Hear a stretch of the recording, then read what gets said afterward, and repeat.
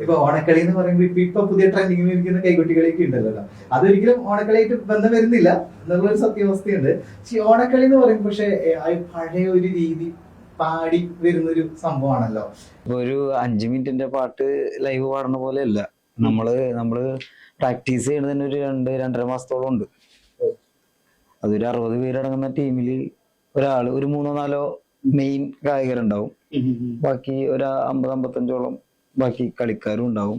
കൈകൊട്ടി കളിക്കാരുടെ കാര്യം പറഞ്ഞത് വെച്ച് നോക്കുമ്പോഴേ അവരും കൂടി ഏറ്റെടുത്ത ഇപ്പൊ അത്യാവശ്യം ഒന്ന് റീച്ച് ആയിട്ടേക്കണ ഒരു പാട്ടുണ്ട്. ഓണക്കളി പാട്ട് തന്നെ ഞാൻ പാടിയ പാട്ട് സോനു എഴുതിയേക്കണത്.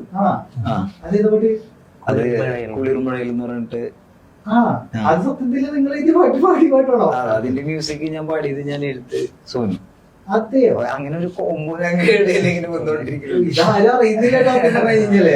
ചഞ്ചല മോഹനമിഴിയഴക് ഒരു കുഞ്ചല മധുവേണിയിലഴക് വെണ്ണില ഉള്ളി പോലവൾ മെഴുക് വന്നച്ചോലയിൽ കാൽ കഴുക് തിരുനെറ്റിയിൽ തൊടു കൈവിരൽ അണിഞ്ഞതല്ലേ ഹരിചന്ദനം കുളിമഴയിൽ ഈറനായി അവൾ നനയും നേരമായി ശബരിയവൾ